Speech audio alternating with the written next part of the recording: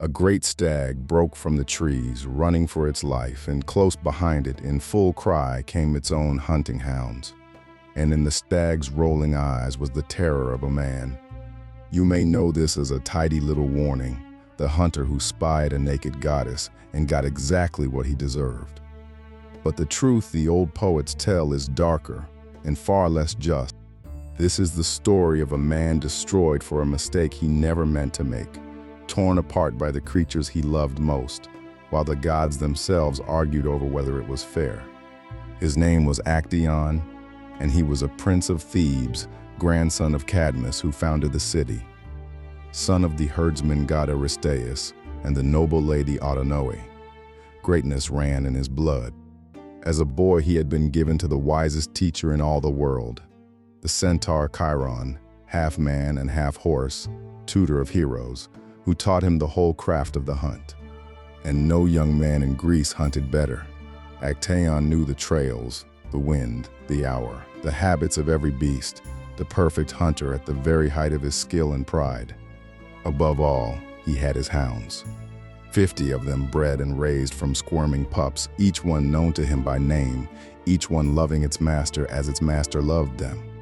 He had fed them with his own hands and run with them over every ridge, and could not have dreamed of a world in which those same jaws would turn on him. It began, as these things do, on a morning like any other. On the wooded slopes of Mount Cithaeron, Actaeon and a band of young companions ranged the heights, hunting since first light. They had hunted well. The stags were down, the nets hung heavy, and the sun climbed higher, until it stood at the very top of the sky, and the shadows shrank to nothing beneath their feet. It was noon, the still blazing hour the old Greeks feared, when gods walk the drowsing woods and a careless mortal can wander into things not meant for human eyes. Content with the day, Actaeon called the hunt to a halt. "Friends," he cried across the ridge, "our blades and our nets drip with blood. We have hunted enough. The fields steam in the heat. The sun stands at the midpoint of his road. Lay down your work. Tomorrow, when rosy dawn brings back the cool, we will take up the chase again." So the men rested in the shade. But Actaeon, restless, or perhaps only led, wandered off alone into unknown forest, with no path to guide his feet. And here the old poet stops us, before we go any further, to say something we must not forget. If you seek the true cause of what happened, you will not find a crime in it. You will find only the fortune of mischance, a wrong turn, an unlucky step. For what guilt, the poet asks, is there in an honest mistake? Remember that, whatever else you are told. His wandering carried him deep into a shadowed valley called Gargaphe, thick with pine and cypress, sacred to the goddess of the hunt herself, though Actaeon did not know it. In its farthest, most hidden fold lay a grotto no human hand had ever shaped, an arch of living rock and soft stone, roofed with hanging vine, with a clear, cold spring welling at its heart. This was the secret bathing place of Artemis herself, the virgin goddess of the wild, of the moon and the hunt, who suffered no man to look upon her and kept her purity like a drawn blade. Weary from her own hunting, the goddess had come here to bathe. She gave her spear, her quiver, and her unstrung bow to one nymph. Another lifted the robe from her shoulders.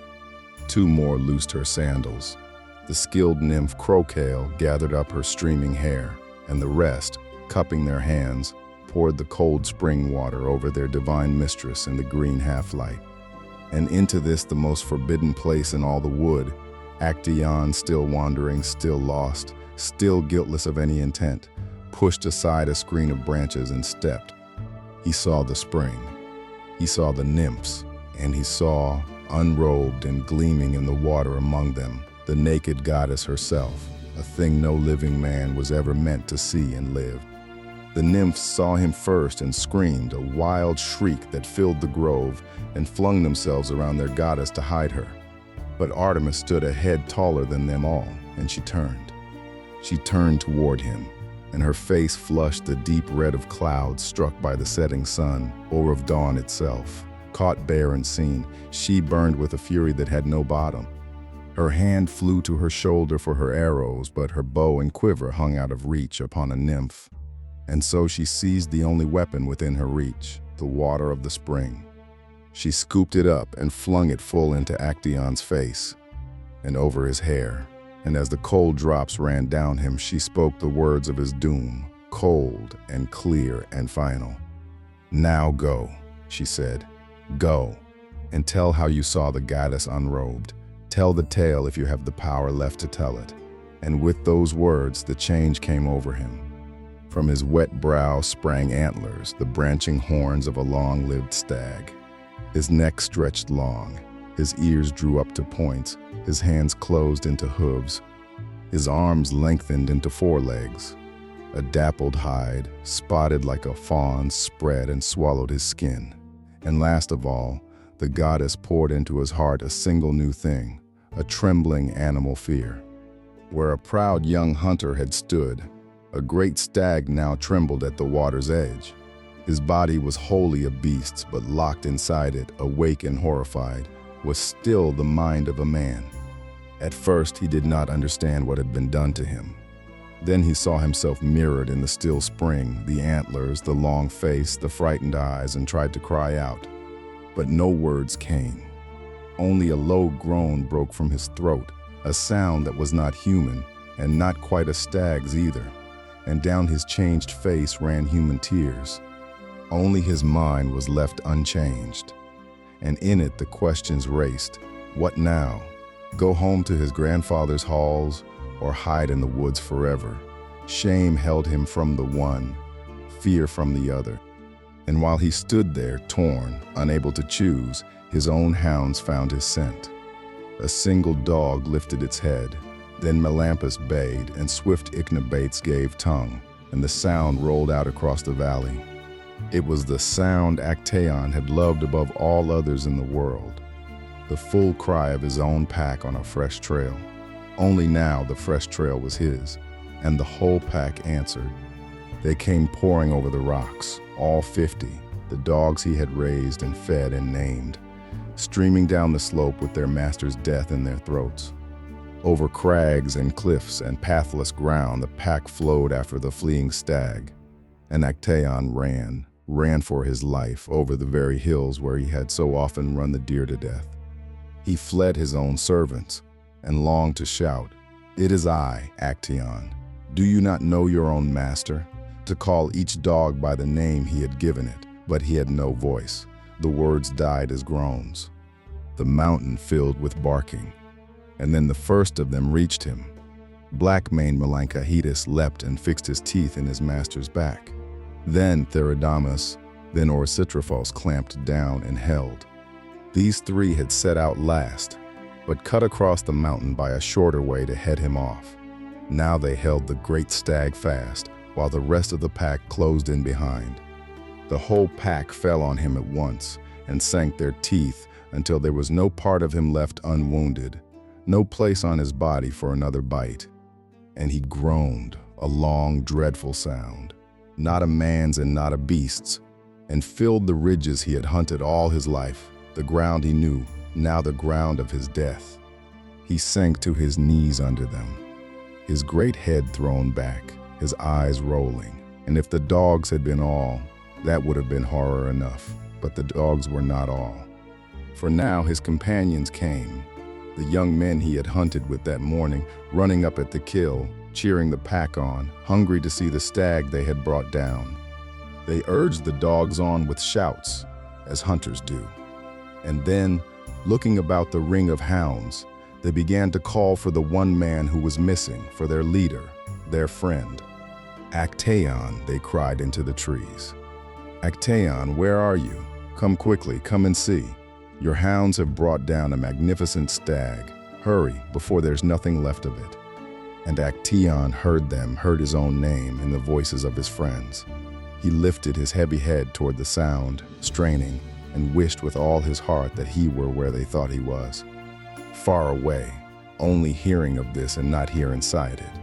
He wished he were a spectator to the savagery of his own dogs, and not the thing beneath their jaws.